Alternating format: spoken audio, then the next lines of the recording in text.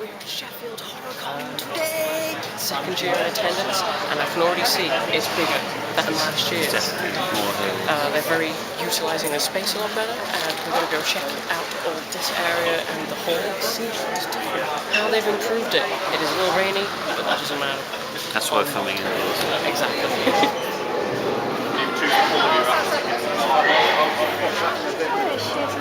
She's on your sleeve there. No. I just wanted to tickle the bell. She's quite enjoying that, I think. She's like, bed. Yeah, into your tree, I think. He certainly gave it a character. Yeah, like almost not talking back now. Yeah, Alive. you said the menace.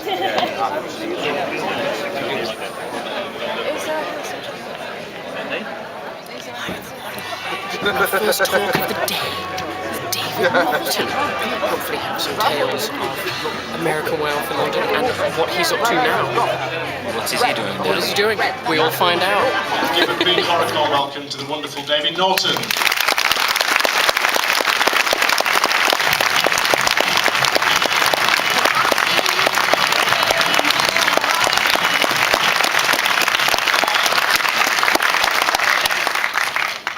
Hello.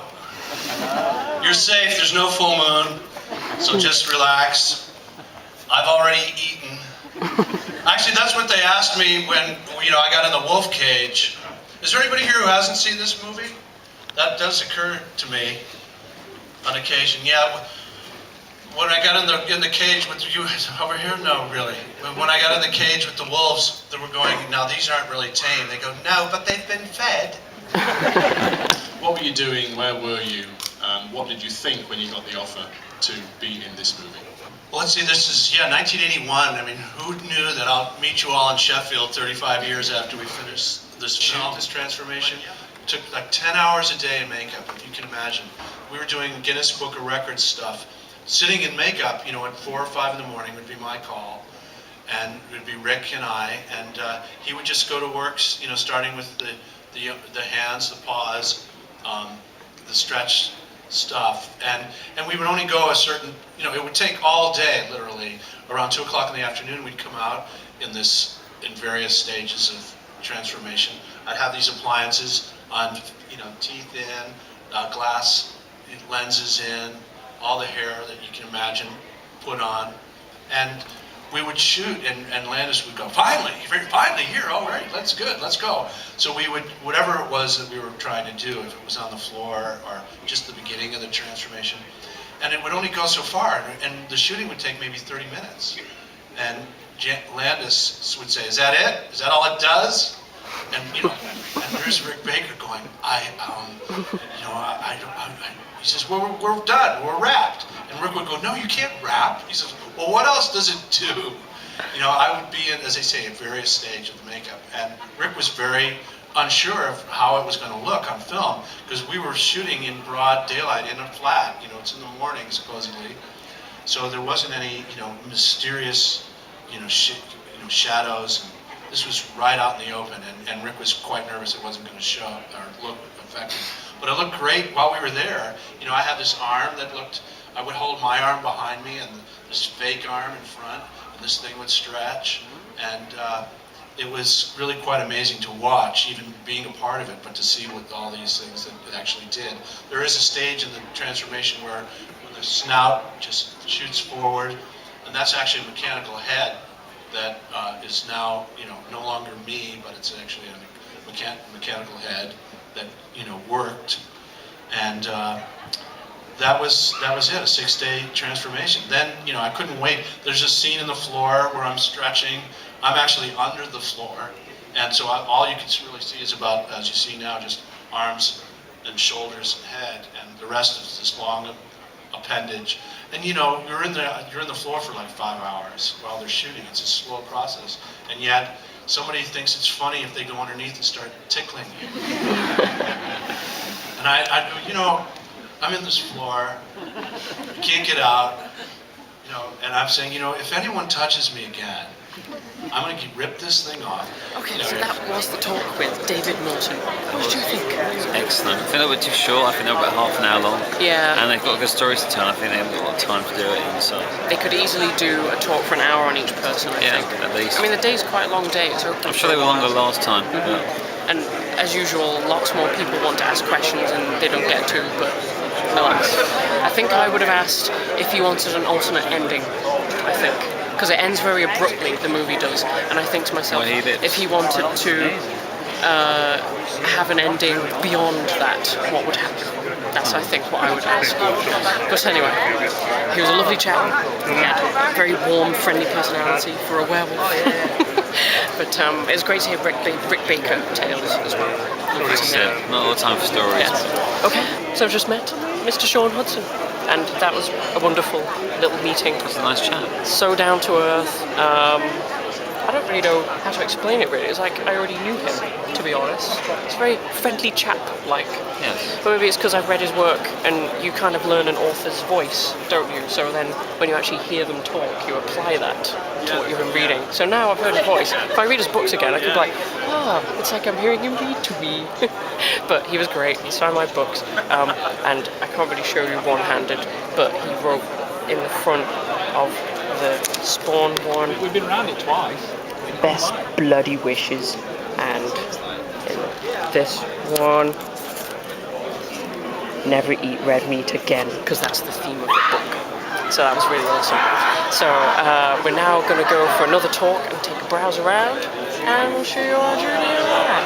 Okay, so we're at Horrcon in Sheffield, and I've just bumped into Bunny Galore. Oh, hello, darling. Say a few words. Lovely to see you. Are you having a good time so far? Yes, definitely. I think it's a lot bigger this year. Your first year? Oh, my very first Popping year. your And I'm so cherry. glad it's bigger this year. Yes. I got asked by the security guard at the door, I said, where did the artists go? And he went like, round the back, it was 8:30 this morning, you're late. And I was like, that's the best offer I've had all year. Thank you very much. Let's have fun now, shall we? Let's go. Hi, everybody. Bye. Thank you for coming. Fantastic turnout today. Brilliant. Horrible weather. Thank you for making the effort. Everybody always is thanking me for coming. You know, thank you guys for coming. Thank you for coming to Sheffield. But what I always say is, thank you for coming. These things don't work unless you guys turn out.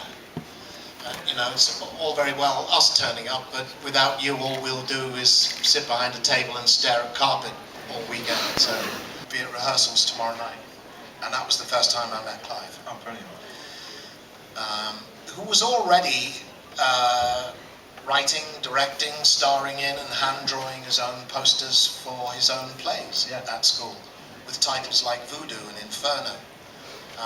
And I went to see one of them, which I dimly remember. It involved ballet dancing Nazis, I think.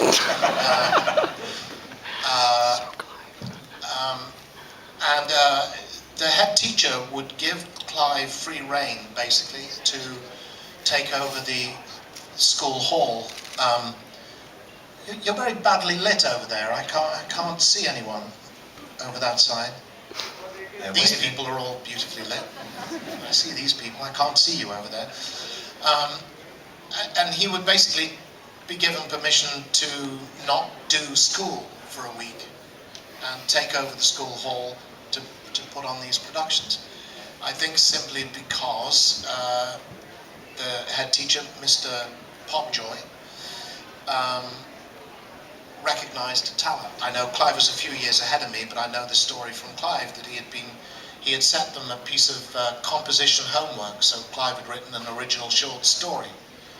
And when he got his homework back, Norman Russell had written at the bottom of it, "See me."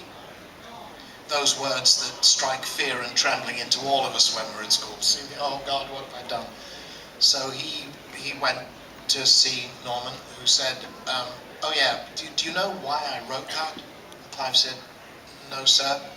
And he said, well, I wrote that because I'm not qualified to mark this. Wow. This is extraordinary, and I want to talk to you further about this. And Norman, who had been taught English at Oxford by J.R.R. Tolkien,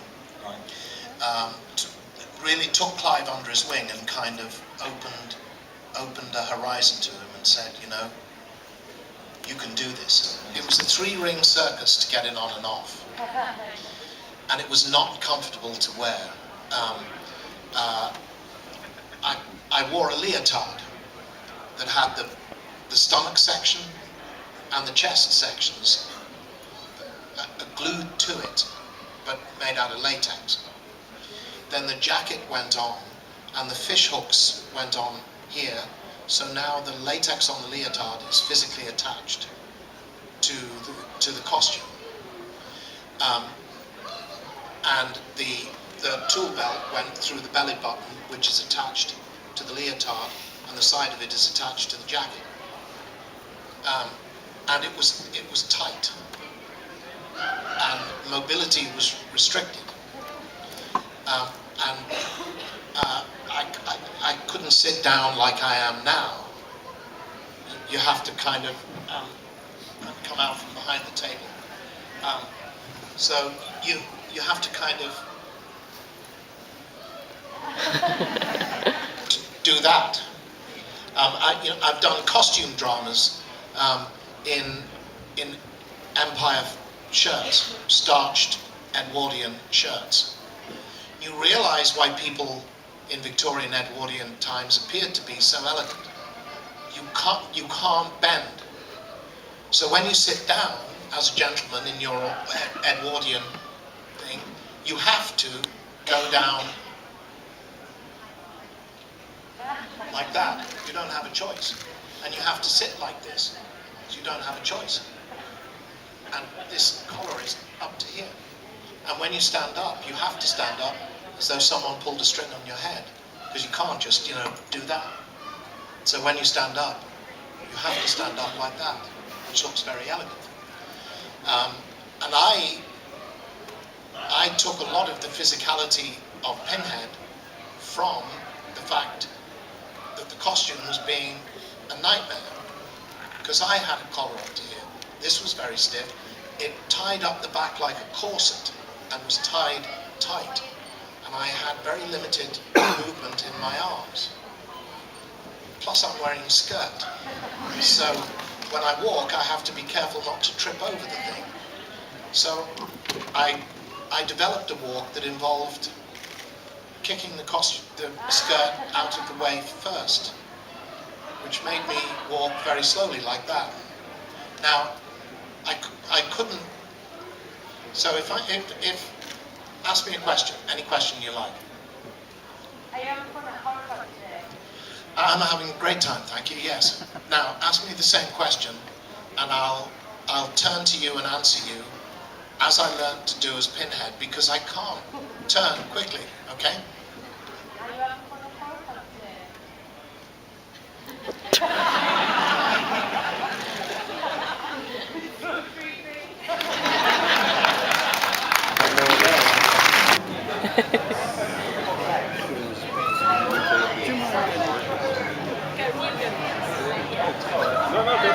That's perfect.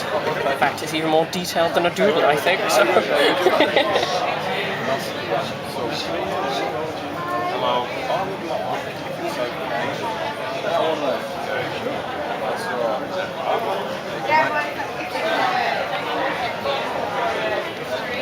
That's perfect. I don't know what that was. Got to have the actual tea. That's the important part.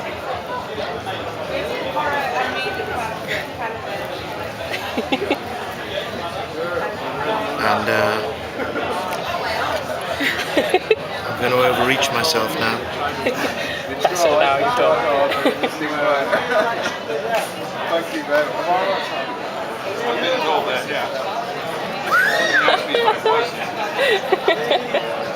So you got in the spirit.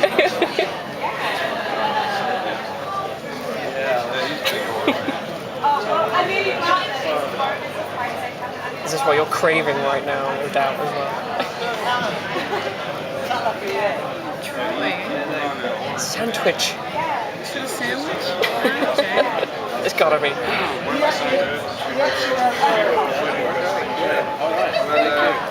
That's brilliant. It's a cucumber sandwich. Yes! That's the best thing to go with tea. What else would you have? Thank you very much. It looked like a pair of eyes, I realised, but it's a cucumber sandwich. A cute cucumber sandwich because it's got eyes. just so we know.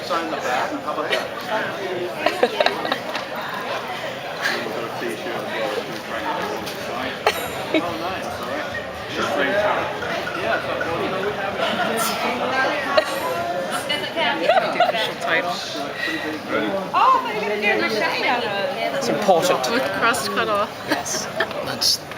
That's the right proper one. Hi, everybody. So the end of the day is going to be a signing with Doug Bradley, as I have met him before, but I realise I haven't got him to fill in my book yet. This book is coming up to being 10 years old and there's a lot of fame within. It would definitely be something I would say from the house if the house is on fire. Definitely. So would you mind opening it? Because I don't have both my hands at this. How many times this happens now? I was talking to him about the last time I met him, which was whilst I brought a cup of tea to pretend to have tea with Pinhead. So he drew tea and then went above and beyond and did a cucumber sandwich, importantly with the crust cut off.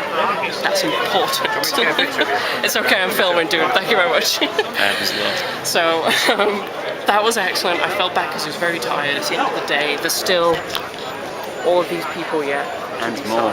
And more plus. So that's going to be the conclusion to the end of the day. It's enough compliment. Okay, so we're just walking around the outer side of the Magna Centre, and excuse the noise in the background because they're doing sound tests for the band later tonight. But I wanted to show you the actual building, because the building itself is incredible and glorious. There's nobody around here because I don't think anybody knows how to get. There we go, I've got a soundtrack now. Nobody knows how to get down here. So we've got, it's an old metal mill, which is really, really awesome. So it's all very darkly lit, obviously, but it's completely unattended. It's like cosplay photo shoot. Definitely. You're in costume today, and we're aware of that bit. What is this giant thing? I don't know what that is. Can you see that? It's a little dark, but it's like an airship or something. so I'm sure when this is all lit up you can actually tell what things are, but for us, we're just going to wander out and have a look at stuff. No, what's that? It's really cool.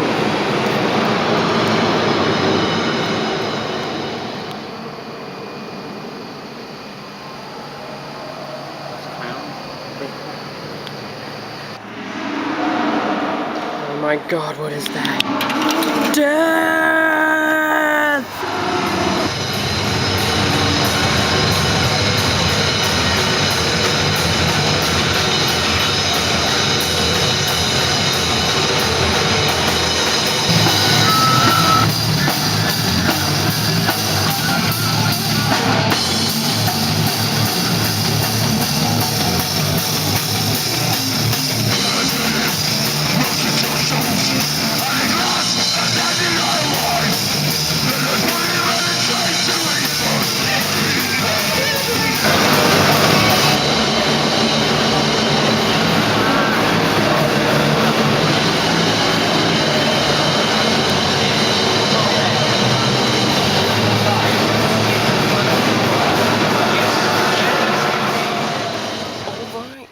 The end. That is it. The end of our tale at Sheffield Horror Con Year 2. So, in review, I think the highlight is always spending time with the people you've come to meet. That's always excellent, but getting to that point, you have to have patience, as with every con. The Q&A sessions were great. They needed a bit more time. Definitely more time. I think I'm not going to go on about negatives, but they still need to sort out at least giving maps to get around the place, because everybody is just walking around, still. not knowing where everything is, and it's not a family event. No, it's not. Stop Throw bringing that right children. now. It's not a children's event. Yeah, because you can't tell guests not to say certain things because it may offend somebody. It's a Exactly. horror event. There's huge clowns screaming at people's faces. You can't bring kids into No. that. People So- that are in cosplay with blood all over them and and you bones can't stop them sticking from out. doing that because it's a horror No. con. So So there is a cosplay competition, but the fact that they had under 15s and things like that, I was like, I don't want to see that. no. It's not what Horrorcon's about. So I think overall they need to also, the staff need to be really genned up on the information, because Yeah. within the space of probably 15 minutes we've asked 4 people about just simply where do you pay for photo shoots. Nobody knows, and they go, well, the person that does know, they'll be back in a minute. I'm not blaming that person, I'm just meaning the person at the top needs to tell everybody what Everyone the should know hell's the going basic on. information Yeah, for a convention. basic information, like prices for things. There's teachers saying we're dying to help. Yeah. Do help. Yeah, don't actually die. Do help us. So, I think, in review, it's bigger than last year. That's positive. Bigger. More I people. would think it's slightly better than last year. Definitely. Still things to sort out, but it's good. It's working Good. out its kinks, you know. It's the first years. You can't help that, can you? So overall, come check it out next Have to be year. less kinky next year. Oh well, it's but come check it out next year. Sheffield Magna Centre. It's a bit far out, but it's easy to get It's to worth the journey. once you know. So check out last year's as well. Then you can compare it. But for now, goodbye from us. Bye.